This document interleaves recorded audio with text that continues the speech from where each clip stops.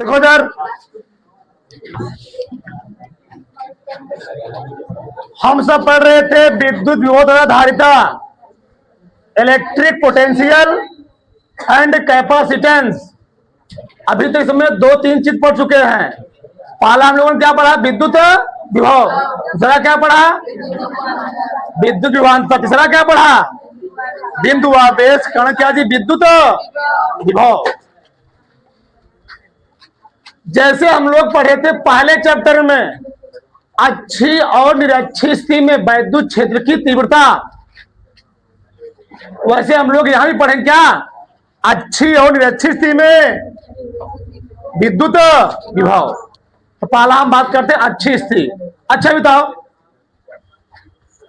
अच्छी स्थिति होता क्या है?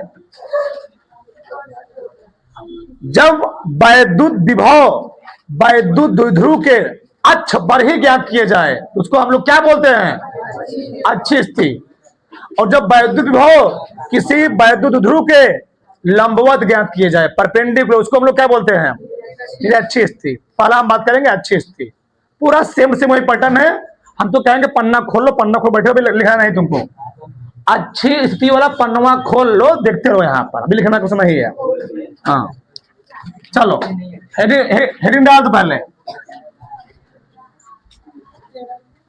ठीक, वैद्युत द्विध्रुव कारण हेडिंग डाले।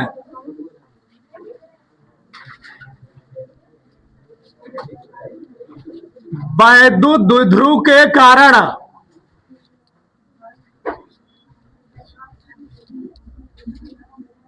वैद्युत द्विध्रुव कारण विद्युत विभव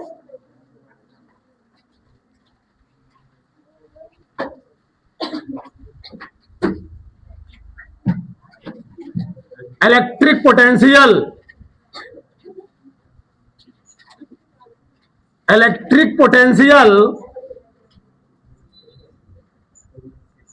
ड्यू टू ए, ड्यू होता है कारण,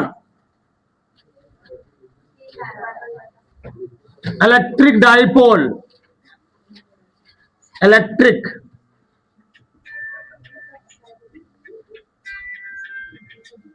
डाइपोल।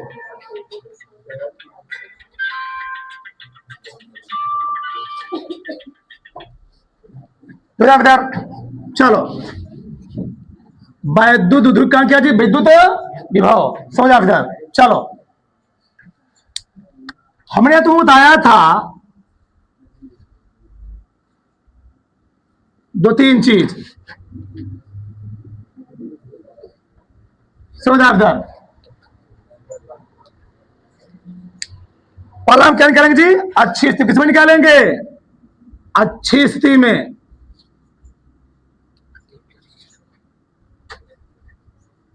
अच्छी स्थिति में, ठीक, इन एक्सियल पोजीशन,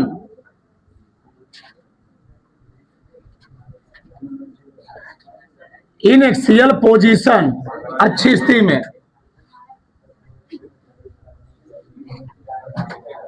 दो तीन लाइन लिख लो। जब क्या हुआ?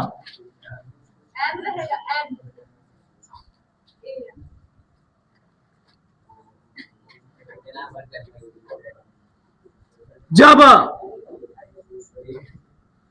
वैद्युत विभव, जब विद्युत विभव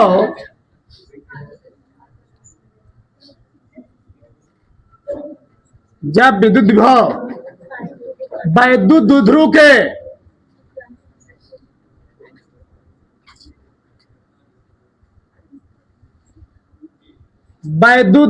के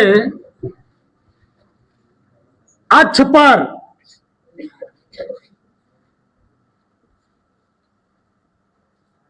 किसी बिंदु पर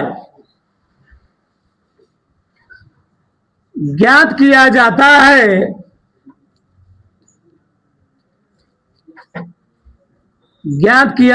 है, उसे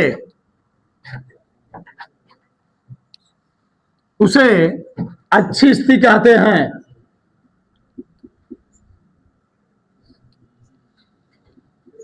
अच्छी स्थिति, पीछे वाला फैन बंद कर दो, ठीक, खराब है भी। जब विद्युत विभव क्या जी, जब विद्युत विभव वैद्युत ध्रुव के क्या जी, वैद्युत ध्रुव के अक्ष पर किसी बिंदु पर क्या किया जाए, ज्ञात किए जाए, उसको हम लोग क्या बोलते हैं, अच्छी स्थिति कहते हैं, ठीक ना। अब समझ आप इधर लिखा नहीं है, इसके पीछे जो था तीव्रता वाला अच्छी स्थिति, उसको पन्ना खोल लो और लिखना नहीं तुमको। अब सोचना वो चीजें मैंने वहां बताया था, ये है वैद्युत ध्रुव, इलेक्ट्रिक डाइपोल, ठीक। एक मिलक स्थान पर क्या होगा, यहां पर क्या लिखा, प्लस माइनस, यहां पर क्या लिखा था, सेम से वैसे लिखूंगा। बताओ वैद्युत ध्रुव के बीच दूरी कितना होता है, 2L, 2L होता है, 2L। हमको इस वैद्युत ध्रुव के अक्ष पर, अक्ष कहां होगा इसका, बीच में होगा ना भैया।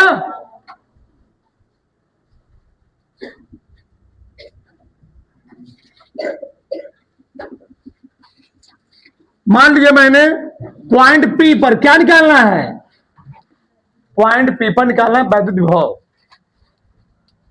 और यह दूरी हम मान ले रहे हैं क्या है, कैपिटल R, क्या जी, कैपिटल R मान ले रहे हैं। यहां से केंद्रवा से, केंद्रवा से P तक, केंद्रवा से कहां तक जी, P तक, ठीक। ये बताओ अगर पूरा है 2L है, कितना है 2L, तो आधा कितना होगा,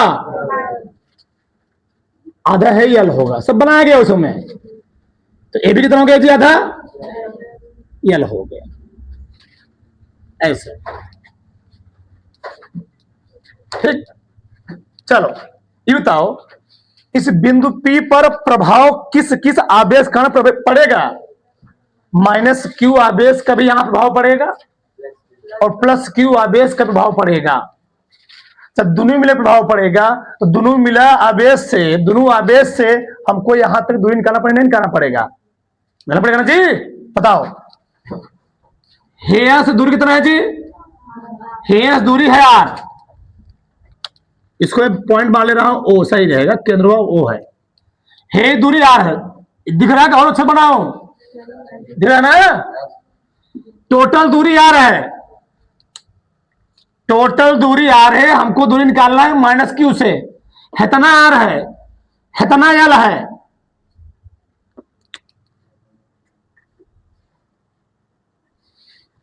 हेतना R है, हेतना L है, हेतना कितना होगा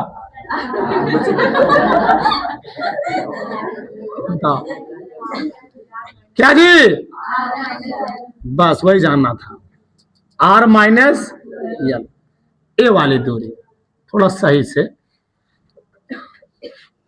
यहां से यहां तक डिस्टेंस सही है। फिर से एक बार, इतना भैया R है, इतना L है, तो R इतना है, ये क्या है L, हमको निकालना है, क्या करूंगा R - ए निकाला, आगे अब कहां निकालूंगा, +Q आवेश, भैया यहां तक कितना है R है, इतना R है, इतना कितना है L, तो हेडर कितना होगा R + L हो जाएगा। इस बार यहां से दूरी +Q आवेश से कितना हो जाएगा, पूरा ऐसे बना के सेम से लिखो, इसमें पूरा सेम यही हुआ डायग्राम, पूरा सेम, ठीक। वो यहां पर E/2 नहीं आएगा, विभव है वो सदिश राशि होता है, क्या होता है विभव अदिश राशि है, यहाँ इसका कोई रूल नहीं होगा, सब जान। और हाँ जहां दिक्कत हो, बिना शर्माए बिना संकोच की, कुछ तुम्हारे मन में चल रहा, कुछ खुरापाती, तुम पूछना, नहीं समझना है, फिर बताया जाएगा। चले आगे लिखे, तो जैसे सुबह लिखे वैसे सुबह लिखेंगे। माना यहां पर मैं लिखाऊंगा A और B ना, यहां पर A, यहां पर, चलो माना, अभी तुम्हें लिखना है, माना के पराव्यक्तांक किसी की पेन चलना चाहिए अभी, बस देखना ध्यान से इधर। माना के पराव्यक्तांक वाले माध्यम में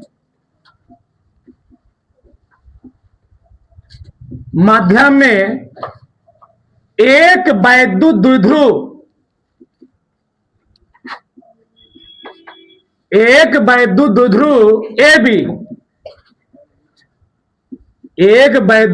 ए बी स्थित है।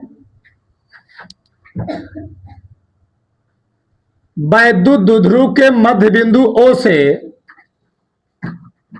वैद्युत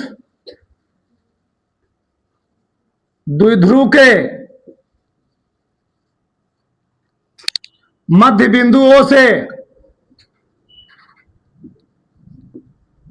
R दूरी बिंदु P पर, बिंदु O से R दूरी बिंदु P पर कौन स्थिति में, अच्छी स्थिति में क्या ज्ञात करना है, विद्युत विभव ज्ञात करना है। इतना बहुत है, बस इससे टीचर खुश हो जाएगा बेचारा।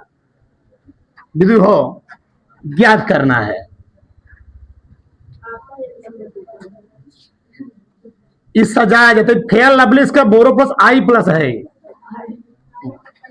कचरा उठा आई प्लस होता है। तो माना के पराव्यक्तांक वाले माध्यम में एक वैद्युत द्विध्रुव ए बी स्थित है। वैद्युत द्विध्रुव के मध्य बिंदु O से R दूरी बिंदु P पर अच्छी स्थिति, एक चीज भूल जाता हूं मैं है जी, अच्छी स्थिति में करना है हमको, विद्युत विभव ज्ञात करना है। ये 5 क्यों बड़ा है, क्योंकि इसके हर का मान क्या है, हर का मान जितना कम होगा वैल्यू क्या आएगी, यानी इस आवेश प्लस क्यू आवेश से यहां तक दूरी क्या होगी, दूरी कम होगी। जब दूरी कम होती है यहां पे विभव क्या होगा, ज्यादा होगा। और दूरी क्या होगा जी, बढ़ गई, और दूरी बढ़े विभव क्या हो जाएगा, तब कम हो जाएगा। यहां पर एक चीज बताओ, जो हम परिणामी विभव निकालेंगे क्या निकालेंगे, V1 प्लस V2। बताओ, अब बताओ V1 मान कितना है, बोलो फटाक से। V1 कितना दिया है, 1/4 पाई एप्सिलॉन नॉट क्या जी, Q बटे R माइनस प्लस V2 कितना बताओ, 1/4 पाई एप्सिलॉन नॉट कितना है, माइनस Q बटे R प्लस L। सही है ना। बताओ ये वाला माइनस कहां चला आएगा, आगे, हाँ यहाँ प्लस रहेगा। ठीक, ये माइनस कहां है जी, आगे आ गया। चलो देखो, अब 1/4 पाई एप्सिलॉन नॉट Q बटे क्या बताओ, R माइनस L। ये माइनस कहां चला आया, आगे, तो 1/4 पाई एप्सिलॉन नॉट Q बटे R प्लस L। तो दोनों कॉमन क्या है, B बराबर Q भी ना जी, Q बटे 4 पाई एप्सिलॉन नॉट, बच्चा क्या बताओ अंदर, 1/R माइनस L, फिर क्या जी, माइनस 1/R प्लस L। बताओ कितना एलसीएम लेंगे, B बराबर Q बटे 4 pi epsilon not R minus L R plus L। इसमें इससे भाग दो कौन कटेगा, माइनस वाला करीब क्या बचे जी, R प्लस L। बच्चा माइनस लगाओगे तो क्या बचा, फिर R प्लस कटा क्या बचेगा, R minus L।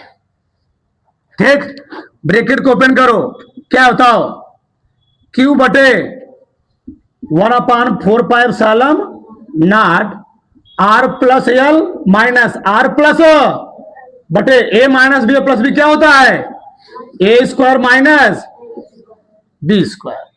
A R क्या हो गया, कट गया, आ गया Q बटे 4 पाई एप्सिलॉन नॉट क्या बच्चे बताओ, 2L ना जी बटे R square minus L square. सही है। अब बताओ हम किसके कारण विभव निकाल रहे हैं? वैद्युत द्विध्रुव के। अभी यहां पर हमको कहीं वैद्युत दिख रहा है भैया? पी लिखना होगा, पी निकालना होगा। पी और क्या होता है? क्यू गुणे दिया गया हमको, यानी मैं इसको लिखूंगा ऐसे, यहां लिखो, अच्छा रहने दो, अभी इसको लिख सकता हूं 1/4 नॉट क्यू गुणे 12 हम लोग कहते क्या है? पी बटे क्या हो जाए जी? R square minus L square. अब देखो हमने बोला था, ये बताओ वैद्युत द्विध्रुव मैंने बोला जो जो दोनों आवेश होंगे वो समान परिमाण के होंगे और उनके बीच जो दूरी होती है अल्पतम दूरी। जब दो समान परिमाण के जी, जब दो समान परिमाण के आवेश एक दूसरे से क्या जी अल्पतम दूरी पर या सुसंदम दूरी पर क्या होते हैं? स्थित होते हैं, हम लोग कहते क्या है? वैद्युत द्विध्रुव कहते ना जी। अब बताओ माइनस क्यू और प्लस क्यू के बीच की दूरी 12 बहुत सुस्तम है, 12 है तब सुस्तम है। अब बताओ यल होगा तब क्या होगा? और कम होगा। यल होगा क्या होगा जी? और कम होगा। मैं बताया भी था हाइड्रोक्लोरिक अम्ल में हाइड्रोजन पर क्या आएगा? प्लस चार्ज, क्लोरीन पर क्या आएगा? Negative charge. हाइड्रोक्लोरिक अम्ल में हाइड्रोजन और क्लोराइड के बीच जो डिस्टेंस कितना होती है? 0.1 एंगस्ट्रॉम होती है। 0.1 एंगस्ट्रॉम मतलब क्या है? 0.1 कहते हैं -10, 0.1 का 10 घाते -10वां हिस्सा, बहुत कम होगा बात, ठीक। तो उस कंडीशन हम लोग बता दो वहां पर जी, जो आर स्क्वायर का मान होगा वह एल स्क्वायर से क्या होगा? बहुत ही। उस कंडीशन हम लोग क्या करेंगे? तो हम लोग क्या करेंगे जी, जो यल का मान होगा क्या मान लेते हैं? 0 सूक्ष्म होगा। ये तो मैं इतना बड़ा दिखाया क्यों? सवाल को हल करने के लिए इसे दिखाया गया है। इसे दिखाएगा तुमको अच्छे से दिख जाए तो बहुत कम होता है वैद्युत ध्रुव में दोनों आवेशों के बीच दूरी। बताओ अगर यल का मान 0 हो गया तो विभव बताओ क्या देता? B बराबर 1/4 नॉट क्या हो जाए यहां पर? P बटे इसका मान कितना होगा जी? लिखता हूं मैं एक बार, आर स्क्वायर माइनस क्या हो गया? 0। बताओ बी और क्या आ गया? 1/4 नॉट पी बटे क्या जी? R square. बताओ वैद्युत द्विध्रुव कारण अच्छी स्थिति में वैद्युत क्षेत्र तक फार्मूला क्या निकला था? 1/4 नॉट 2p/r क्यूब आया था। यहां पर क्या निकला? वैद्युत द्विध्रुव कारण किसमें जी? अच्छी स्थिति में विद्युत विभव क्या निकला? 1/4 p/r स्क्वायर। तो बड़ा इसको कर लो, ठीक। एक बार फिर देख लो इधर, चलो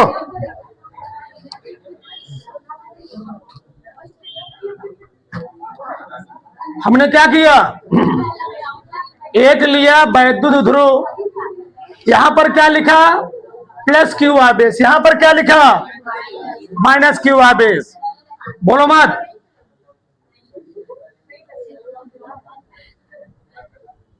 प्लस क्यू आवेश, यहां पर क्या जी? बताओ इनके बीच दूरी कितना होती है? 12। अच्छी स्थिति निकालना है तो इसके केंद्र से पी तक दूरी कितना है? आर है। इसका पूरा लंबाई 12 है तो आधा कितना होगा? यल। इधर हो गया यल, पूरा है यल, आर है। बताओ इतना कितना होगा? इतना आर है, इतना कितना है जी? यल। इतना कितना हो गया? आर माइनस, यहां तक आर है, हमको निकालना है माइनस क्यू से।